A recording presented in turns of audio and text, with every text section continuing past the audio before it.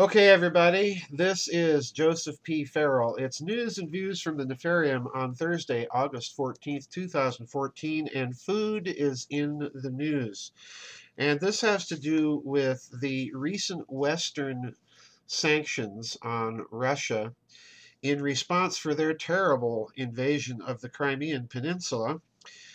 And Russia is responding in an interesting way, and I think this is part of something that I have been predicting. I'm not certain of it, but it looks as if it might be part of a long-term agenda, and that all the U.S., and here's my thesis, and I'll be very clear. My thesis is essentially that Russia's agricultural import policy now appears to be using the sanctions as a crisis of opportunity to tailor a new kind of relationship within the various nations that are part of the BRICS alliance and also that are on the periphery. This is an article from RT, August 6th, 2014. And there's a couple of interesting things in here. This was brought to my attention by one of the readers on the website. It states this, quote, Moscow plans to ban all U.S. agricultural products, including poultry, as well as European Union fruit and vegetable imports in response to Western sanctions imposed on Russia over the Ukraine crisis, according to the country's agricultural watchdog.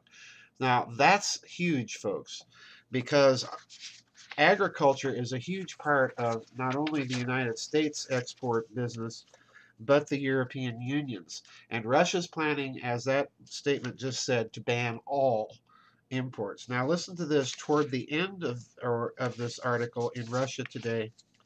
It states this, quote, on Wednesday, Russian officials agreed to hold consultations with representatives from Ecuador, Brazil, Chile, and Argentina on expanding food imports from those countries, according to Russell Krasnodar. The talks have been set for Thursday. Now stop and look at that list carefully. Ecuador, Brazil, Chile, and Argentina. Now Brazil, of course, is a member of the BRICS bloc. And I strongly suspect that Argentina would like to be. In fact, Argentina has indicated it would like to be, although it's still caught in the net of Western financial entanglements. But I think what this is telling us is that during the recent summit that the BRICS nations had in Fortaleza, where also, you recall, President Putin had a chance to talk with Chancellor Merkel of Germany, I suspect that one of the things that was done there was that the Russians quietly laid the groundwork for this expanded agricultural trade. And we'll get back to the significance of what that may mean in just a few minutes. Now, I want to look at another article concerning this same story. This is from Zero Hedge. And the headline here is First BRICS Bank, Now BRICS Food Bank. And there's a couple of very interesting paragraphs in this that I want to draw your attention to. The first is the very first paragraph. Quote, despite President Obama's dictating that Russia is increasingly isolated, it appears that they have found a whole new set of friends to play with in the global trade sandpit. In retaliation to Western sanctions, Putin yesterday unveiled a total food import ban from all sanctioning nations. And just as the BRICS created their own IMF light away from Washington's prying eyes, Russia plans to substitute banned goods with not just domestic supplies, but imports from Latin America, China, and several other nations. So in other words, what you're seeing is the transformation of the BRICS bloc into an agricultural bloc. And this is something that I hope you latch on to, because I've been predicting that eventually the BRICS nations would make GMOs a geopolitical issue, and they would do so by creating a market and making available from their own countries heirloom seeds. In other words, natural seeds that farmers can store and grow on their own. All right. I think this is an essential first step, this creation of an agricultural bloc, and that's what I believe that we might be seeing here in response to Western sanctions. Now, let me continue. This is the third paragraph in the Zero Hedge article. Quote, initially it seemed that the Russian government was making its decision on a product by product and country by country basis after discussions with its producer associations to ascertain the possibility of meeting demand with local production. But as the morning wore on, this is referring to a meeting of Russian agricultural ministers, a growing number of Russian importers started canceling orders, first as a precaution, and subsequently as it was confirmed that trucks would be turned away at the border. As Bloomberg reports, Russia plans to substitute banned goods with domestic products, supplies from Latin America, China, North Africa, Israel, Turkey, and former Soviet allies. Agriculture Minister Nikolai Fedorov told reporters in Moscow. So there's a second component there. Russia's turning to the former Soviet republics for some of this agricultural demand. And that's a very, very clever step because it's going to be a way of reintegrating those former Soviet republics into the economic structure that we see emerging with the BRICS bloc. Now, at the end of the Zero Hedge article, this is a very interesting summary of what their take is that might be going on here. They state, quote, Russia can replace meat imports from the United States, European Union, Canada, and Australia. So in other words, Russia is calling off meat imports from the United States, the EU, Canada, and Australia, the big agricultural producers, with supplies from Brazil, Uruguay, Paraguay, Argentina, and Belarus. All right. And of course, Belarus is Bielorussia or White Russia. Capital of the country is in Minsk. Dairy.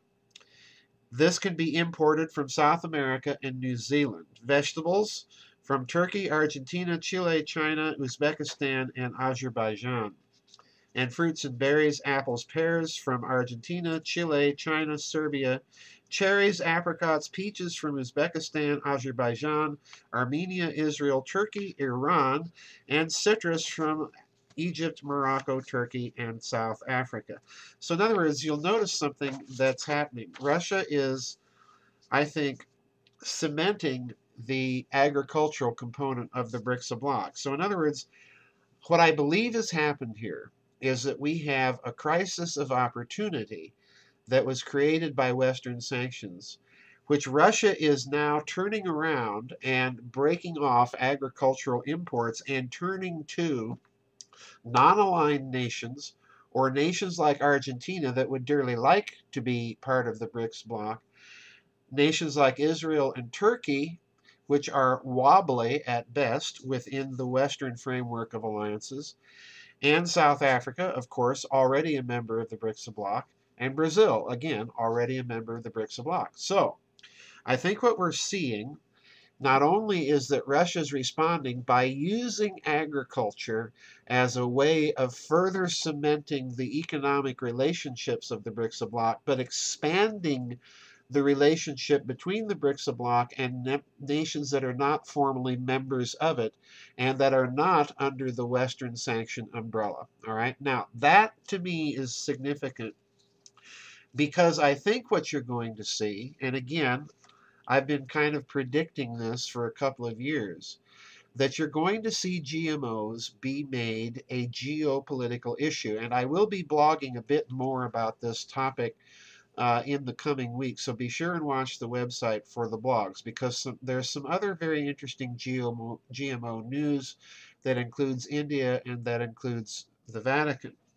Now, it's interesting because if they're going to turn GMOs into a geopolitical issue, then I think it's very, very significant that one of the first steps that they would have to do is they would have to agree as a bloc, as the BRICS bloc, to some sort of generalized set of standards for agricultural imports and exports.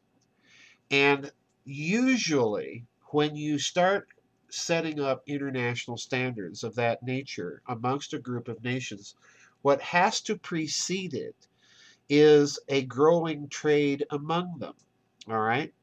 So, in other words, they've already set this up. Russia's in the process right now of setting this up.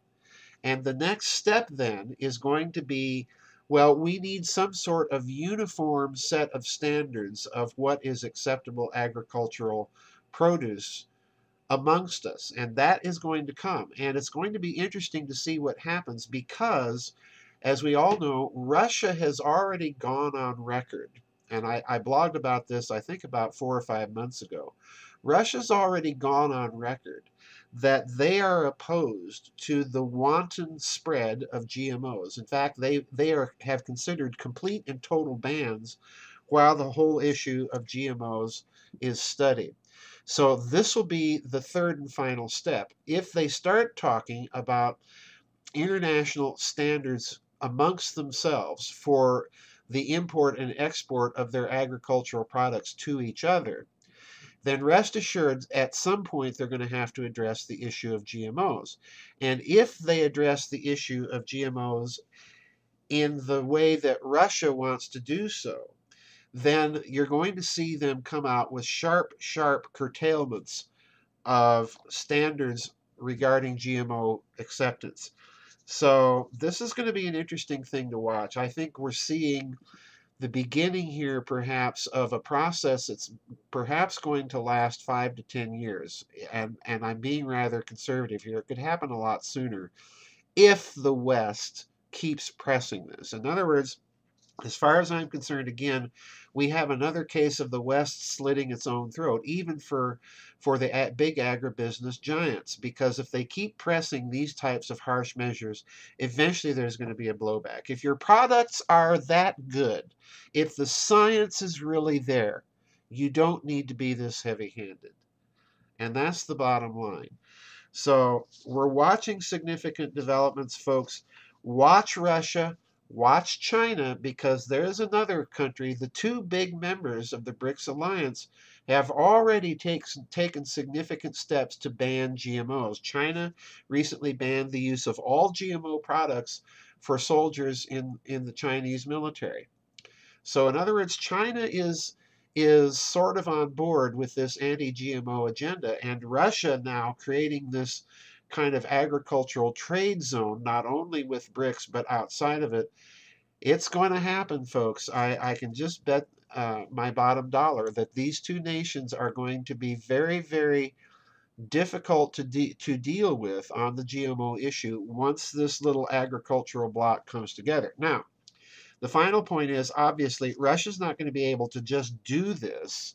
There's going to be significant Western pressure against nations like South Africa, like Turkey, like Argentina, like Brazil. Now, Brazil can handle itself. Argentina is in a bit more difficult position because they're under the gun with some hedge fund problems that are based in the United States.